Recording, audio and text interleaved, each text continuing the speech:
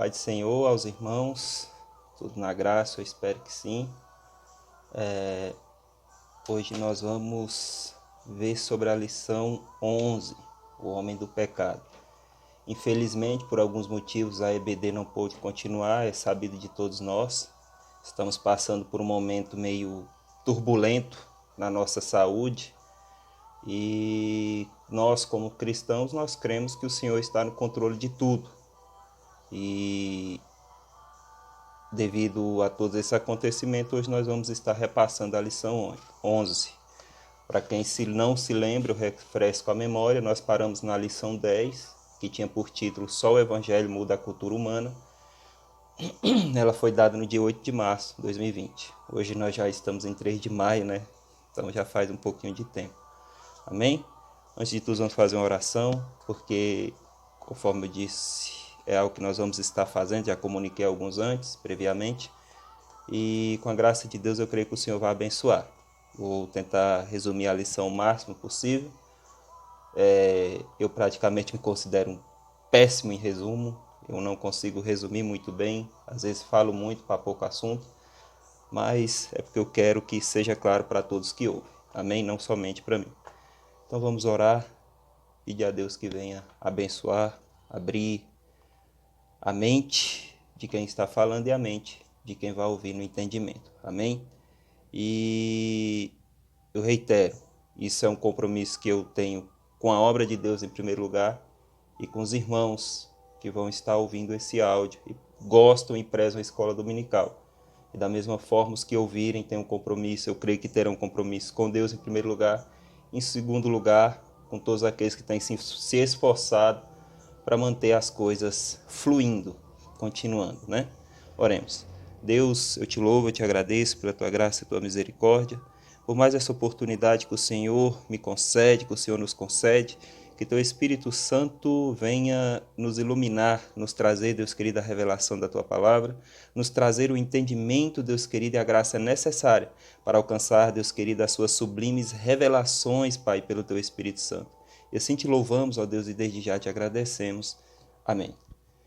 Então a lição é o homem do pecado. Não sei se vai dar para focar. Todos lembram, lição 11. Por favor, peguem as suas revistas, de preferência. Aqui no textuário, nós vemos falar que então será revelado o iníquo, a quem o Senhor desfará pelo assopro da sua boca e aniquilará pelo esplendor da sua vinda. É a segunda carta de Tessalonicenses, o capítulo 2, verso 8. A verdade prática nos diz: o homem do pecado, a encarnação máxima da maldade, será destruído por Jesus Cristo, o homem perfeito. Então, essa lição ela vai falar do anticristo, mais exatamente a figura do homem do pecado. Nós vamos ver constantemente falar sobre isso nessa lição.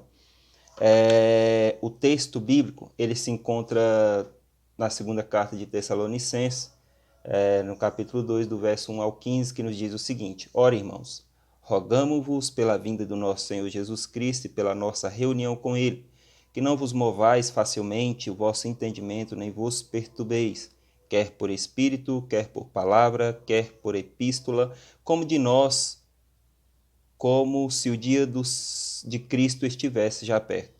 Ninguém de maneira nenhuma vos engane, porque vos será assim sem que antes, não será assim sem que antes venha a apostasia e se manifeste o homem do pecado, filho da perdição, o qual se opõe e se levanta contra tudo que se chama Deus ou se adora, de sorte que se assentará como Deus no templo de Deus, querendo parecer Deus. Não vos lembrais de que essas coisas vos diziam quando ainda estava convosco? E agora vós sabeis o que detém para que o seu próprio tempo seja manifesto, porque já o mistério da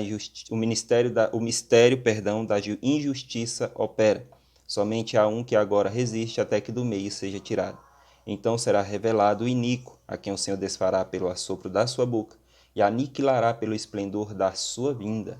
A esse cuja vinda é segundo o propósito e eficácia de Satanás, com todo o poder e sinais e prodígios de mentira, e com todo o engano da injustiça para os que perecem, porque já não receberam o amor da verdade para se salvar.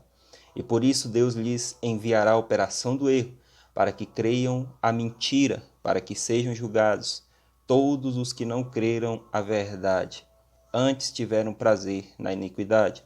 Mas devemos sempre dar graças a Deus por vós, irmãos amados do Senhor, por vos ter Deus elegido desde o princípio para a salvação em santificação do Espírito e fé da verdade, para que pelo nosso Evangelho vos chamou para alcançardes a glória de vosso Senhor Jesus Cristo. Então, irmãos, estáis firmes e retende as tradições que vos foram ensinadas, seja por palavra, seja por epístola nossa. Amém? Segunda carta de Tessalonicenses. Para quem já leu Tessalonicenses, nós vamos ver que Paulo, na primeira carta de Tessalonicenses, ele vai tratar a respeito do arrebatamento da igreja. Naquela igreja havia alguns que estavam meio perdidos quanto a essa questão, e Paulo vem ali esclarecendo a questão do arrebatamento, como aconteceria, de que forma se sucederia tudo isso. Na segunda carta, ela já é mais focada no sentido do dia do Senhor. Essa igreja ela vinha sofrendo alguns ataques esses que pessoas até se usavam do nome de Paulo, escrevendo cartas pelo seu nome, para tentar preocupar os cristãos daquela igreja quanto ao dia do Senhor. Então, se a primeira carta tratou do arrebatamento, a segunda carta ela trataria do que viria após o dia do Senhor. Aliás, após o arrebatamento, o dia do Senhor. Para quem já leu alguns livros do Antigo Testamento, principalmente Joel, que trata sobre isso, nós vamos ver que Joel ele sempre falou do dia do Senhor ali na sua carta, sobre tudo que ocorreria, todas as coisas que estariam acontecendo ali.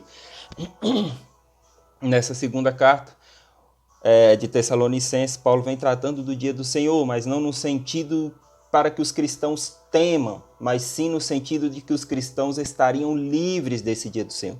Exatamente porque o dia do Senhor ele não seria antes do arrebatamento, ele seria após o arrebatamento. Nós, como cristãos e assembleanos que somos, nós cremos que o arrebatamento da igreja ocorrerá e logo após se sucederá todas essas coisas, a grande tribulação, a revelação do anticristo, toda a perseguição que ocorrerá ali naqueles dias, os que tiverem a marca da besta, enfim, todas essas coisas ocorrerão pós-arrebatamento.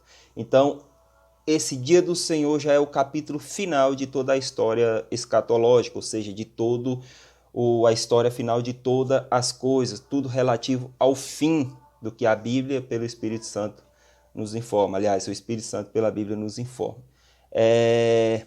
Algo interessante, antes de tudo, de adentrar nessa lição de forma imediata, é a questão do anticristo.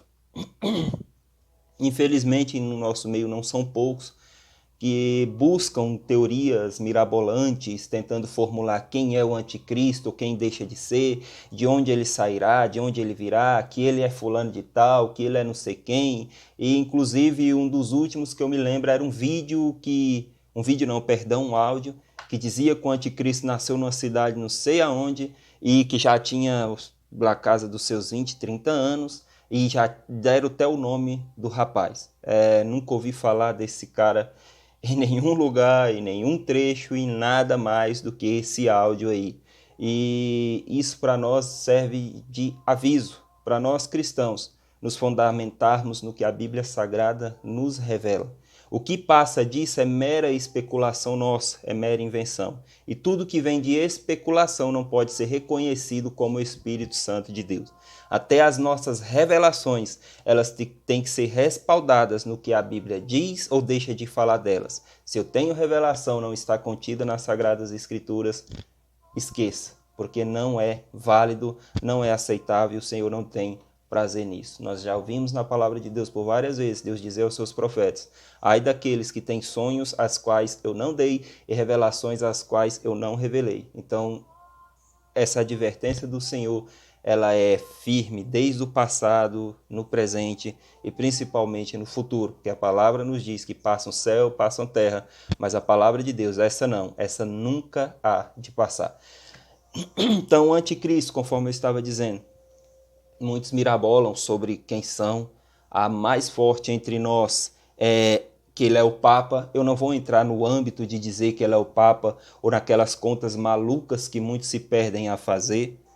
Francamente, se acredita nisso, não posso fazer nada, mas busque respaldo bíblico para confirmar suas fundamentações. E, infelizmente, eu te informo que não há. Primeiro de tudo, nós temos que entender por que eu estou citando o Papa. Essa tradição de que o Papa é o anticristo, ela vem desde antes da Idade Média. Aliás, desde a Idade Média. O Papa chamado Gregório, quando ele começou ali a governar, ele mesmo disse que, só um minuto, ele afirmou que todo aquele que arrogasse para si mesmo o título de sacerdote universal, isso entre aspas, é o precursor do anticristo. Então o próprio Papa Gregório, ele falou isso, ele colocou isso. E a partir de então, ocorreu essa ideia de que o Papa seria o anticristo. Seria o anticristo que viria a dominar a Terra, conforme a Bíblia Sagrada nos revela. E ao longo da Idade Média isso foi ganhando força. E foi espalhado por vários lugares, várias pessoas que nós conhecemos e fundamentamos muita da parte da nossa história, até mesmo da nossa teologia.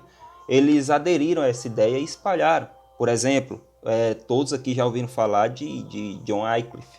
Foi um grande reformador, um daqueles que tem um dicionário maior que vocês já viram.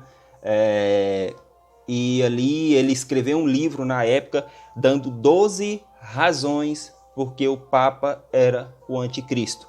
E o livro dele está em inglês aqui o título, mas eu traduzi e diz o seguinte: concernente a Cristo e seu adversário anticristo. Conforme eu falei, ele apresenta 12 razões nesse livro, fundamentando que o Papa é o anticristo. E após isso, o próprio Lutero absorveu essa ideia e propagou. Então, de lá para cá, nós só viemos propagando as ideias que ouvimos, sem embasamento bíblico, sem nada pertinente que acentue e de vez coloque, realmente é. Então, conforme eu falei no começo, tudo que não é bíblico não passa de suposição ou até mesmo a nossa lógica humana em funcionamento. Porque, conforme nós sabemos, fomos criados assim, somos seres altamente lógicos que montam ideias e têm uma capacidade muito grande de formular ideias. Então, essa é a parte da introdução. Eu queria colocar tudo isso porque realmente é uma ideia bem forte no nosso meio hoje, infelizmente. Aqui no primeiro tópico, nós vamos ver que vai falar a questão do homem do pecado. E isso é o que ele é reconhecido realmente, o homem do pecado. Antes de tudo, nós estamos puxando um pouquinho para a nossa época, nós estamos vivendo uma época tribulosa.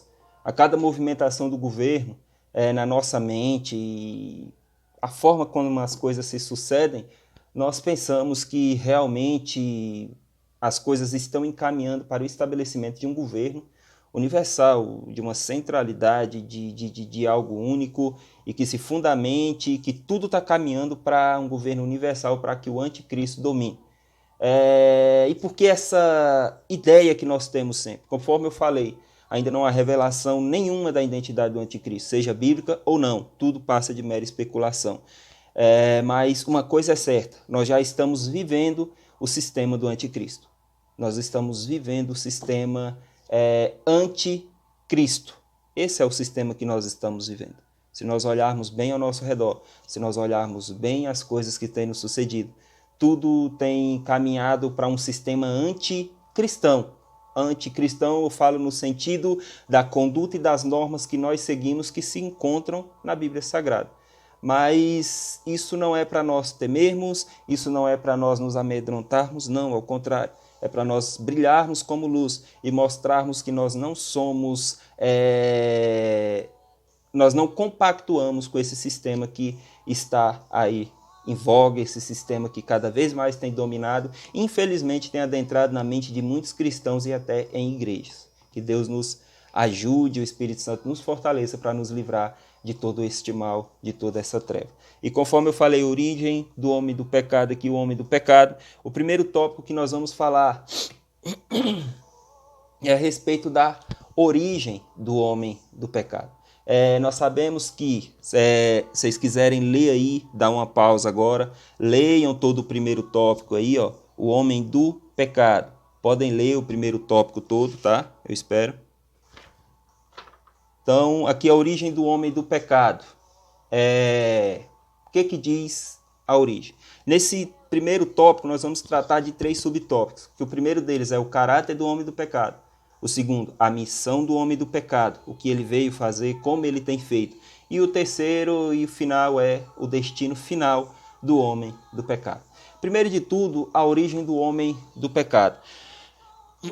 Se nós dermos uma breve passada na história, nós podemos citar inúmeras pessoas que fizeram coisas terríveis, coisas que só de nós lermos nos embrulham o estômago e nos mostram que o homem ele é um monstro que o homem, quando ele é utilizado nos propósitos de Satanás, ele se transforma em um monstro moral.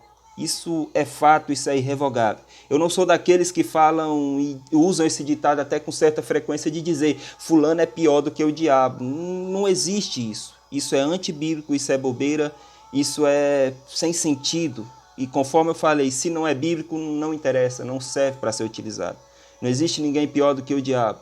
O diabo ele pode ser muito pior do que tudo que nós já vimos, do que tudo que nós já ouvimos e ainda vamos ouvir. Ele pode ser muito pior, porque tudo isso se origina dele, vem dele. Da origem do pecado, desde a tentação do Éden, é como se o diabo se aperfeiçoasse em fazer coisas más a cada dia, a cada momento, a cada segundo. A função dele é essa, conforme nos fala em João, matar, roubar e destruir. Essa é a função dele primária, é a função dele primordial. Ele não vem para dar vida, ele não vem para construir, ele não vem para estabelecer, não. Ele vem para matar, para roubar e para destruir. Essa é a função dele. E então nós não podemos esperar que ele venha com coisas boas ou algo assim para nós. Amém? E conforme eu falei, a origem do homem do pecado, citei algumas coisas ao longo da história. Só para nós citarmos, nós podemos citar aqui 2 de início, e eu vou deixar o terceiro lá para o final, porque nós vamos falar dele novamente. Stanley e Lenin. Para quem não sabe, Stanley, ele foi ali o ditador da antiga União Soviética. Para quem já viu sobre história, vai ver que tinha uma sigla URSS, que era a grande inimiga dos Estados Unidos. De um lado os Estados Unidos com o capitalismo, do outro a União Soviética com o socialismo. E ali Stalin foi um ditador ali da União Soviética. E esse Stalin ele foi terrível. Ele foi terrível. Só de mortes nas suas costas nós podemos contar mais de 20 milhões de pessoas mortas, fora as atrocidades cometidas por ele. Ele tinha um exército chamado Exército Vermelho. Esse exército ele invadia cidades, ele invadia vilarejos, ali matavam pessoas e estrupavam mulheres. É dura a forma que eu estou colocando, mas a história, se você buscar na história, você vai ver isso. O segundo aqui que eu cito é Nero. Esse é o que mais os cristãos, mais a história identifica como o anticristo. Se nós pudéssemos colocar o anticristo, a figura perfeita seria Nero para muitos. E realmente ele foi terrível. Nós podemos contar mais de 5.700 mortes nas costas de Nero. Para quem conhece um pouquinho da história de Nero, nós vamos ver que Nero ele foi um dos grandes algoz dos cristãos na época dele. Para quem não sabe, Nero, uma das maiores acusações que pesam sobre ele é a perseguição dos cristãos e morte de formas mais horrendas.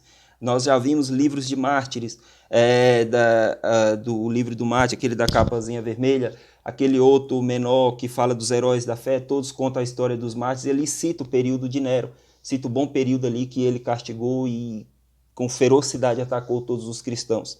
E uma coisa interessante nisso tudo, é porque tudo era loucura e desvaneio dele.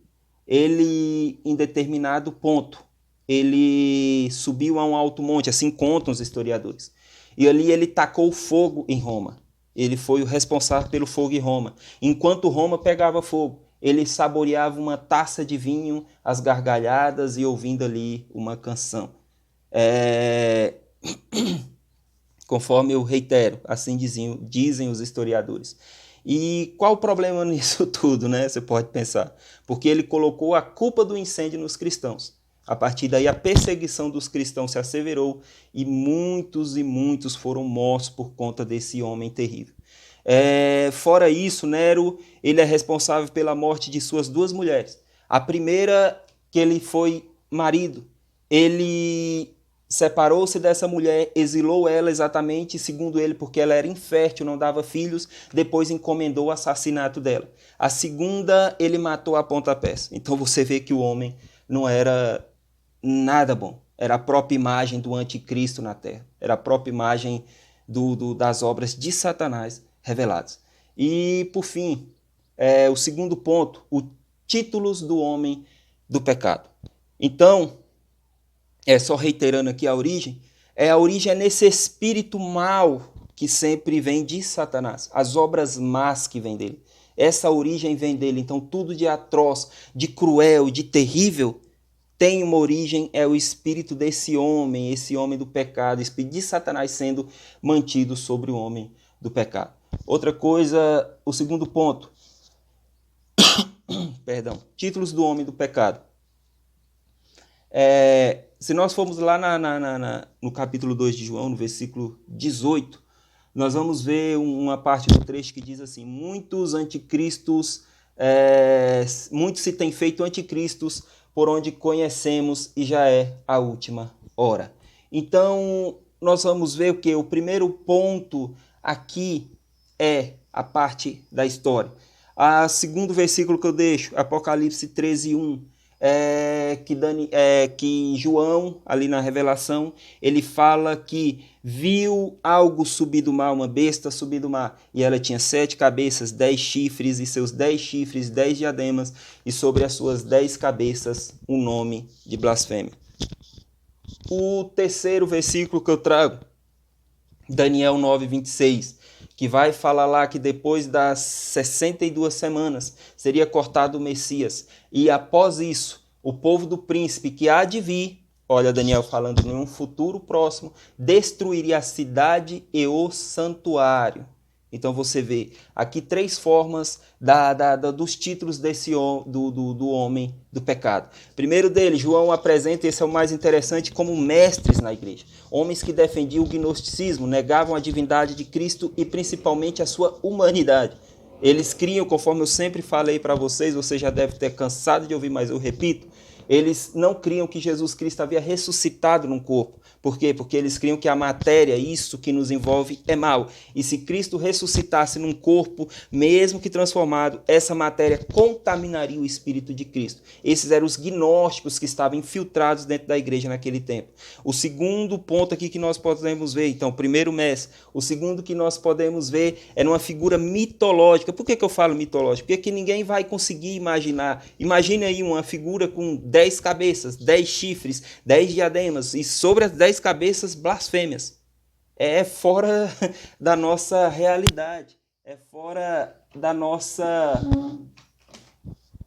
linha de pensamento, da nossa linha de raciocínio. Então, a gente vê uma figura mitológica, mas isso quer dizer que não é realidade? Não. Apocalipse ele é escrito numa figura altamente simbólica. Então, quando nós falamos de diademas, é autoridade. Quando nós falamos de cabeça, é essa questão de divisão, de alcance. Quando nós falamos, por exemplo, citando Daniel ali, com a velocidade daquele bode que sobrevoava a terra atacando, nós falamos de velocidade de conquista de reinado. Então, Apocalipse, da mesma forma de Daniel, ele tem uma figura altamente simbólica, altamente de símbolos. Então a gente tem que aprofundar e entender o que realmente quer dizer. Isso mostra que ele sairia ali do mar. O mar representa nações, ou seja, sairia do meio das nações com autoridade, com poder, e nós vemos aqui sobre as cabeças, onde simbolizava a autoridade, ele vai se embasar em quê? Em blasfêmias. O que é blasfêmia? É se pôr contra a obra do Espírito Santo, principalmente.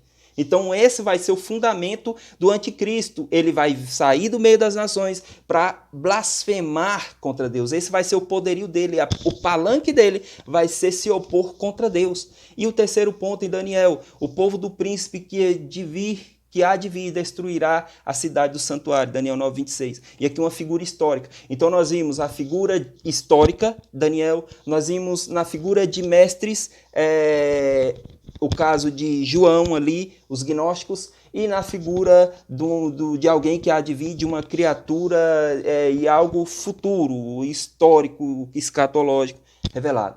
Então, todos esses que nós vamos ver são títulos do homem do pecado.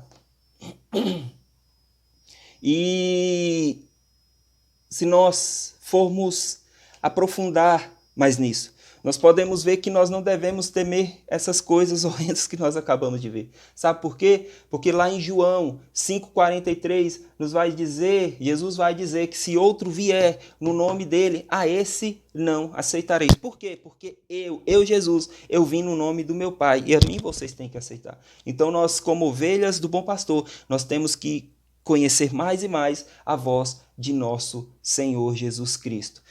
O terceiro ponto, a natureza do homem do pecado. Qual a natureza do homem do pecado? Eu citei um pouquinho antes as obras dele, questão de fazer as mesmas obras do pai dele. Nós vamos ver no comecinho de João, Jesus ele discutindo com os fariseus, uma das passagens mais duras que eu acho de Jesus para alguém, que Jesus fala para eles que ele era filho de Deus, porque ele fazia as obras de Deus, mas os fariseus eram filho do diabo, porque faziam as obras do diabo. Imagina só Jesus falando isso para um monte de fariseu que já estava com a ideia fixa de matá-lo. O ódio ia crescer muito mais. Eu creio que aqueles homens ali apertaram o dente com tanta força que se a língua estava de baixo, cortaram que eles nem perceberam de tanta raiva que eles ficaram ali do nosso Senhor. Então nós vemos o quê? Que nesse exemplo que eu dei, as obras do servo de Deus, do próprio Cristo como Filho de Deus, são reconhecidas. Então as obras do homem do pecado, do anticristo, também são reconhecidas. E a natureza dele, algo interessante aqui, eu falei no começo, mas eu repito, o homem do pecado, entenda, ele não é Satanás. Repito novamente, o homem do pecado, ele de forma alguma é Satanás. Mas por que ele se assemelha tanto a Satanás? Nós temos que entender que o que acontece é que ele vai ser tão utilizado por Satanás, ele vai dar tanto lugar para Satanás, que ele vai ser até confundido com ele.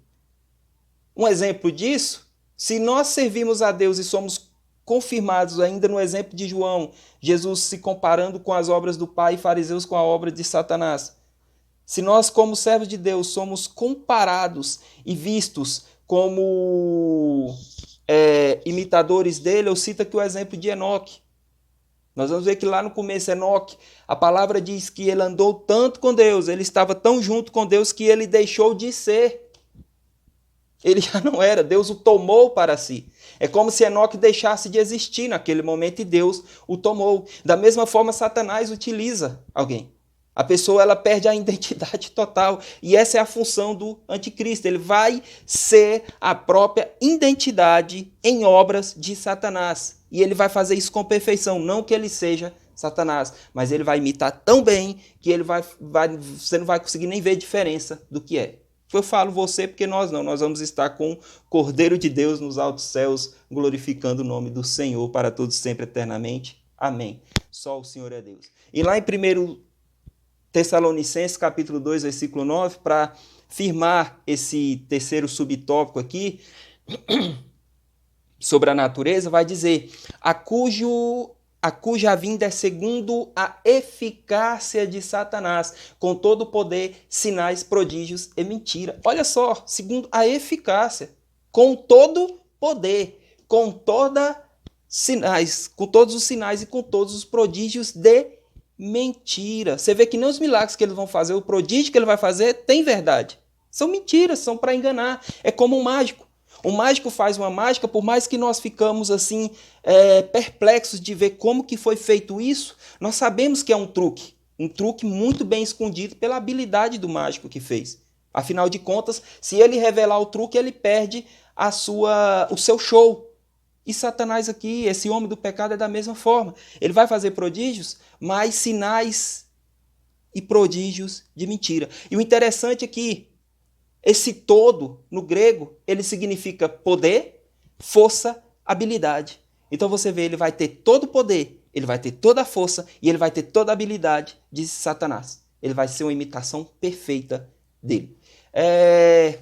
Então, só para resumir, da mesma forma que Cristo veio como ungido de Deus, o homem do pecado ele virá como o ungido de Satanás para cumprir todos os seus propósitos. E o alerta que nós temos que ter é de ficar atentos, pois aqueles que não tiverem parte no arrebatamento serão conforme Apocalipse 13:4 que diz: e adorarão o dragão que deu à besta o seu poder, e adoraram a besta, dizendo: quem é semelhante à besta? Quem poderá batalhar contra ela? Então que nós não possamos ficar nesse dia terrível, nesse dia que Paulo tanto alertou a segunda carta de Tessalonicenses aos cristãos dali, que nós possamos evitar esse grande dia. Porque todos que aqui estão terão que adorar a besta e reconhecer, olha as perguntas que terríveis, quem é semelhante à besta? Quem poderá batalhar contra ela? Nós já ouvimos essas palavras. Deus, diante de suas obras, ele diz: quem é como Deus? Quem pode contra Deus? São palavras bíblicas. Essa é a função de Satanás, tomar o lugar de Deus na função de anticristo. É isso que ele veio fazer. É isso que ele quer fazer. Segundo tópico, vamos lá. A missão do homem do pecado. Nesse tópico nós vamos ver que a missão primordial dele é opor, se colocar contra. E se opor ao quê, irmão Carlos? Opor-se a Deus, em primeiro lugar, opor-se a Israel, em segundo lugar, e opor-se a Jesus Cristo, em terceiro lugar, e por fim, opor-se a quem? A igreja. Essa é a função dele, essa é a missão do homem do pecado. Então nós podemos ver que, aqui, continuando, opor-se a Deus. Conforme eu falei no começo, a missão de Satanás, ela sempre foi opor-se a Deus. E não somente isso. Ele se opõe a Deus, ele se opõe aos anjos, ele se opõe aos santos, ele se opõe a Israel, ele se opõe aos redimidos do Cordeiro. Então, nós vemos que tudo relativo a Satanás é se opor a tudo que provém de Deus. Seja obra, seja criação, seja poder, seja autoridade, tudo que se opõe, tudo que é de Deus, tudo que pertence a Deus, tudo que tem o cuidado de Deus, é o alvo da oposição de Satanás. Isso nos fica mais nítido a questão de que Paulo, quando vai dizer lá na frente, só puxando um pouquinho, saindo um pouquinho da lição, a nossa guerra não é contra o sangue nem contra a carne, mas contra, eu vou deixar vocês completarem, que eu sei que vocês são bons de Bíblias. Continuando. Então ele se opõe a tudo isso. Alguns versículos aqui para ilustrar esse opor-se a Deus. Daniel 10, 13, versículo 13 ao 21. Vai dizer ali, todos conhecem, é o famoso texto dos 21 dias ali de intercessão de Daniel, juntamente com o seu jejum. Fala que o príncipe da Pérsia lhe revestiu por 21 dias. Outro texto, 1 Tessalonicenses 2, 18. E aqui, algo interessante desse 2 Tessalonicenses, tem um comentário que eu estava lendo, que ele diz o seguinte, que o fato por si só, Satanás exerce uma poderosa influência nas atividades do homem, especialmente quando se esforçam para promover os interesses do reino de Deus. É suficientemente claro à luz de outras passagens, como Jó, capítulo 1, versículo 6 a 12, Zacarias 3:1 e Daniel, capítulo 10. Então, esse 1 Tessalonicenses 2:18, Jó, Zacarias e Daniel que eu citei, eles mostram que Satanás, ele sempre se esforçou e sempre se esforça para ir contra os interesses do reino do nosso Deus. Mas isso é para nos assustar? Isso é para nos deixar com medo? Não. Lembre-se de Romanos 16, 20, que diz: em breve, o Deus da paz, o nosso Deus, esmagará Satanás debaixo dos nossos pés. Isso é glorioso. Que a graça de Deus ela possa permanecer conosco, que ela possa permanecer em nossas vidas sobre nós. Opor-se a Israel, o segundo ponto aí do segundo tópico. Já falamos da história, das atrocidades cometidas. O povo de Deus, deixa eu voltar um pouquinho. cometidas contra o povo de Deus ao longo da história. E o terceiro, que eu ia citar lá no começo, eu sei que vocês lembram, é Hitler. Como não falar de Hitler? Hitler tem inúmeros filmes aí dizendo, tem um filme até que chama a atenção pelo título, mas quando você assiste o filme você vê que realmente não dá para tirar muito disso. Hitler, o filho do diabo. Porque o homem, se havia alguém que imitava o pai em obras, seria Hitler se tivesse Satanás como pai. Ele fez perfeitamente. Mas nós sabemos que tudo isso é conforme as obras de Satanás. Não que ele fosse Satanás. Lembre-se sempre, Satanás é muito pior do que vimos, ouvimos ou ainda vamos ouvir dele. Nós não sabemos o tamanho das atrocidades que o nosso inimigo pode cometer. Nós sabemos que Deus é capaz de resisti-lo, de vencê-lo. Resistir não, que quem resiste somos nós. De vencê-lo e de tragá-lo com apenas um sopro de suas narinas. Conforme eu falei, Hitler, se nós formos lembrar, houve um período na nossa história chamado de Holocausto. E nesse Holocausto, mais de 6 milhões de judeus foram mortos. 6 milhões de judeus. É muita coisa, é muita gente. Para vocês terem a noção dessa atrocidade, já encontraram lugares, haviam pirâmides de mortos que eles empilhavam em forma ali de pirâmide, de mortos ali, mortos por Hitler, pessoas mortas por Hitler, perdão. Então nós vamos ver que Hitler ele foi sim terrível. Então ele é um exemplo clássico daquele que se opôs a Israel. Ao longo da história nós vamos ver inúmeras pessoas que se oporam a Israel. Na Bíblia, alguns, Amã, na figura dos Amalequitas, nós vamos ver que ele se opôs ao povo de Deus, a Israel. Nós vamos ver outros reinos que se opuseram a Israel. No caso ali de Senaqueribe, que afronta, para mim é o homem mais louco de toda a Bíblia Sagrada, porque ele desafia Deus terminantemente, ele fala, eu quero ver se esse Deus de vocês vai te livrar das minhas mãos, eu quero ver se ele é capaz.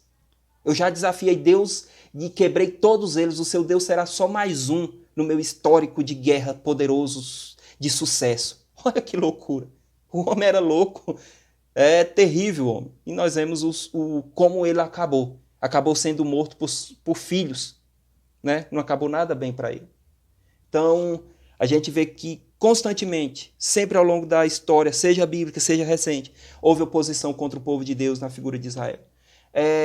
Terceiro ponto, opor-se a Cristo. Desde o princípio, Satanás ele tenta de todas as formas se opor a Cristo. E ele utiliza de todos os meios possíveis. Mas além de se opor, ele tem outra intenção que é a pior de todas ainda. Ele não quer só se opor a Cristo, ele quer se pôr no lugar de Cristo. Olha só que interessante. Essa é a função de Satanás desde o princípio. Ele está organizando as coisas para se pôr no lugar de Cristo. Conforme eu falei no começo, pensa um pouquinho, o que acontecerá após o arrebatamento? O que acontecerá? Ali haverão 7 anos de tribulação, 3 anos e meio de paz, um contrato firmado com o anticristo. Nos 3 anos e meio seguintes, nós veremos que esse contrato será quebrado e haverá perseguição ferrenha contra o povo de Deus. São os 42 meses que a Bíblia Sagrada fala. Às vezes nós lemos há 42 meses, mas não nos atentamos. Pega aí 42 meses aí, multiplica e divide por 12. Você vai ver que vai dar 3,5, exatamente 3 anos e meio. 3 anos e meio, a metade de 7 anos da grande tribulação. Então é simples de entender isso. Então ele não vem somente tentando se opor desde o princípio, mas ele vem tentando se pôr no lugar de Cristo desde o princípio. Olha que interessante. Se nós, conforme eu falei, eu estou pegando aqui história bíblica, história geral, para nós termos um elucidar bem melhor da lição, nós vamos ver que a função desde o princípio dele era essa. E ele tentou de todas as formas. A primeira delas foi quando Cristo nasceu. Ele utiliza a figura de Herodes ali para quê? Para matar as crianças do sexo masculino abaixo de 2 anos de idade. Abaixo de 2 anos de idade dentro de Israel. Nós vemos que pelo livramento divino, José e sua família é livrado indo ali para o Egito, ali em divina revelação, num sonho, à noite ali, aquele temente homem de Deus que levou sua família e livrou da morte. Nós vamos ver mais na frente que Satanás não desiste. Ele vai tentar onde Jesus agora? Ele vai tentar ele no deserto. Vai tentar retirar de Cristo o que ele estava predestinado a fazer. Vai retirar, é como se ele quisesse dar a Cristo uma glória sem cruz. A tentação de Cristo era essa, não havia outras formas de tentar a Cristo. Era simples, Satanás ele investiu no que realmente Cristo poderia ser tentado, que era o quê? Que eu falo na parte humana, queridos, entendam, tá? Que era exatamente em quê? Uma glória, a glória que lhe estava prometida, que Cristo sempre falou disso, que ele fala, aquela glória que eu tive lá desde o princípio, então Cristo era ciente disso. O fato de Cristo ter se encarnado não fez com que ele perdesse as lembranças divinas. Não fez. Nem tão pouco que ele perdesse a sua divindade. Mas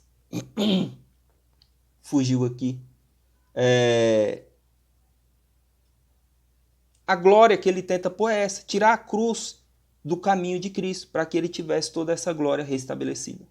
E o interessante é que ele fala, isso tudo foi me dado, eu te dou. Ele não estava mentindo. Realmente a glória, lembre-se, às vezes nós confundimos a riqueza do mundo com o sistema que governa o mundo. O sistema, ele de certa forma, ele gere as riquezas do mundo. E Satanás, sim, é dono disso. Vamos dar um exemplo só da nossa amada Brasília, que fez aniversário esses dias. Olha o antro de corrupção que não é aquele Congresso Nacional. Se nós formos pegar e botar todo o dinheiro que é desviado por dia ali, investir na educação e na saúde, nós seríamos o país de ponta. Nenhum país poderia barrar a gente. Porque o brasileiro ele tem uma capacidade de resistência fenomenal, fora do comum. Nós somos brasileiros, né? Como diz aquele ditado, brasileiro não desiste nunca. E realmente isso é verdade. E nós vemos que ele tentou se opor ali no deserto. Mas nós vemos que tudo isso não teve e não surtiu efeito algum na vida, na obra de Cristo Jesus. Continuando aqui, o interessante, só para ilustrar isso aqui, não, vamos pular logo para o último tópico subtópico desse tópico. Opor-se à igreja. Opor-se à igreja de Deus. Nós sempre vimos ao longo da história, conforme já falamos anteriormente, que Satanás ele sempre intentou ferrenhas perseguições contra o povo de Deus. Ele sempre tentou perseguir, ele sempre tentou, de certa forma, calar a obra da igreja, impedir o avanço da igreja do Senhor. Nós vamos ver que a noiva de Cristo, ela sempre sofreu perseguições inúmeras. Eu cito até aqui o texto de João 15:18, que Cristo vai falar que o mundo nos odeia. Nós, como cristãos, de forma alguma nós podemos esperar o favor do mundo. Nós não estamos aqui para sermos amados, nós não estamos aqui para sermos bem vistos. Nós somos bem vistos sim quando o mundo precisa de amparo, precisa de socorro. Quantos não se achegaram a Deus nesse período de coronavírus que nós estamos sofrendo? Mas as coisas melhorou e a frieza parece que está voltando a reinar, infelizmente. E então nós vemos o que a igreja ela é vista assim como um escape momentâneo ali, porque escapar momentaneamente é bom, permanecer na caminhada já é outro 500, não é a mesma coisa. Mas continuando, então o Satanás ele sempre tentou se opor à igreja. E isso é para nós temer? Repito a pergunta, não, de forma alguma. Porque o Senhor ele é infinitamente maior do que o poder das trevas. E além disso, nós temos ordem para não temer. Temer o quê? Aquilo que faz mal ao corpo, mas não faz mal à nossa alma. O nosso espírito, ele permanece inabalável. O nosso espírito, ele está seguro nas mãos de Deus Todo-Poderoso. Nós podemos ser tragados, raptados dessa terra num estralar de dedos, num abrir e fechar de olhos, rapidamente. Mas nós sabemos que nesse estralar de dedos, no abrir e fechar de olhos, nós estaremos ao lado do Deus Todo-Poderoso, o Senhor Jesus Cristo, nos altos céus, glorificando, exaltando o nome daquele que vive e reina para todo sempre. E é isso que nos faz prosseguir, é isso que nos anima, é isso que nos sustenta nesses dias. Então que possamos confiar no Senhor. E conforme está lá em Mateus 10:28, que vai dizer, maior o que está em nós. Aliás, perdão, que não temer aqueles que matam o corpo, mas que a alma permanece. O texto que eu queria falar era 1 João 4,4, que maior é o que está em nós do que o que está no mundo. É um texto que não precisa nem de explicação. Maior é Jesus em nós do que todo mundo com suas trevas. Mesmo que levante-se o mundo inteiro contra nós, a multidão, todos eles nós venceremos porque Cristo está conosco. Cristo já nos deu garantia. Cristo já nos deu as vitórias. Nós já temos um coral preparado, fazendo aquele corredor maravilhoso ali, para nós passarmos com todos os louros, todos os louvores, todas as glórias, o nosso galardão, o nosso poder, a nossa vitória ali com Deus nas mãos do Senhor. E nós de joelhos a Ele recebendo a coroa da vitória, da graça, da vida, o Espírito Santo de Deus. Oh, aleluia! Então que nós possamos confiar em Cristo Jesus. O terceiro tópico. Eu espero que em cada virada de tópico os irmãos deem um pause no vídeo e leiam o tópico. Por favor, isso é de suma importância. Amém? Não veja o vídeo ininterruptamente, não. Porque não vai agregar nada a você. Também fecha o WhatsApp aí, o Facebook. Põe o celular no modo avião, depois você vê tudo. Nós estamos na igreja. Nós estamos na escola dominical. Amém? O Espírito Santo está conosco. Primeiro ponto aí, que nós vamos falar agora, é o final de tudo. A destruição do homem do pecado.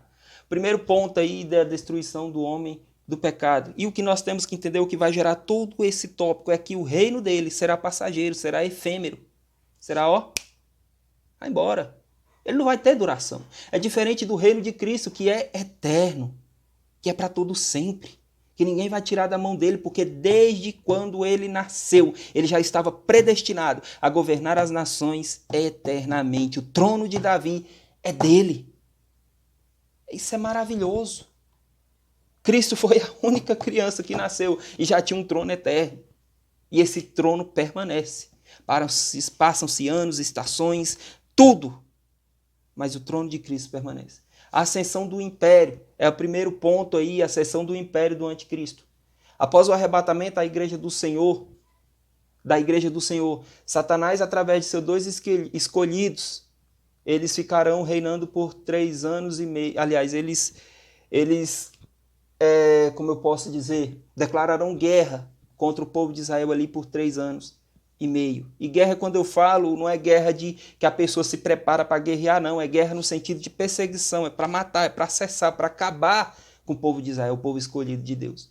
Conforme diz lá no Apocalipse 13:5, e foi-lhe dada uma boca para proferir grandes coisas e blasfêmias, e deu-se-lhe poder para agir 42 meses. E como que ele vai fazer isso? Como que essa ascensão do seu império vai se dar? Nós cremos na Trindade, Pai, Filho, Espírito Santo. Satanás também tem uma trindade satânica, que é o falso profeta, a besta e o anticristo. Essa é a trindade satânica de Satanás. Cada pessoa dessa se opõe terminantemente contra Deus. Contra a pessoa do Pai, contra a pessoa do Filho e contra a pessoa do Espírito Santo. E essa ascensão do seu império, ele vai atacar o meio político, porque ele vai unir todos, conforme eu falei, nós já estamos caminhando para isso, o sistema está convergindo nisso, de unificar os poderes, unificar tudo, colocar uma coisa só para facilitar o domínio central. E religioso. Nós sabemos que há um exemplo disso na história. Roma era um centro disso. A libertinagem que havia em Roma era terrível. Às vezes nós vemos a figura do imperador que era adorado, mas era o seguinte, às vezes vemos livros da história que o cristianismo não era vetado ali no tempo dos imperadores, realmente não. Mas havia um adendo. Você poderia adorar a Cristo, você poderia adorar Jesus, a Deus, ao Espírito Santo, porém, você também tinha que prestar cultos ao imperador. Você também tinha que prestar cultos à figura do imperador, adorá-lo como Deus. Ou seja, você poderia fazer, sim, mas você tinha que adicionar isso à sua adoração. Então nós vemos que havia essa mistura, me fugiu a palavrinha aqui agora, mas havia essa mistura de religiosidade ali. Nós vemos que nós já estamos caminhando para isso hoje. Tudo é bom, toda religião é aceitável, todos os caminhos levam a Deus. Que Deus? Nós não sabemos, porque não leva. Porque Jesus Cristo disse, eu sou a porta e quem não passar por mim, não tem parte comigo. Isso eu estou juntando passagens. Eu sou o caminho, a verdade e a vida, e só vem E ninguém vai ao Pai senão por mim.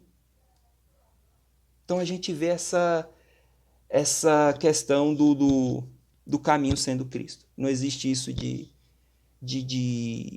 todos os caminhos levam a Deus, ou algo assim, ou algo assado. Não. O caminho é Jesus Cristo, Filho de Deus. Então nós vimos essa trindade satânica. Não vou introduzir isso, porque isso é assunto para outras lições. Quem sabe nós podemos dar. Se tudo der certo nesse formato, podemos passar de outra forma também, que Deus vai nos abençoar. Segundo ponto, o auge do seu império. Além da esfera religiosa, ele dominará a esfera econômica, conforme eu já disse no começo. Ele vai deixar tudo centralizado nas suas mãos.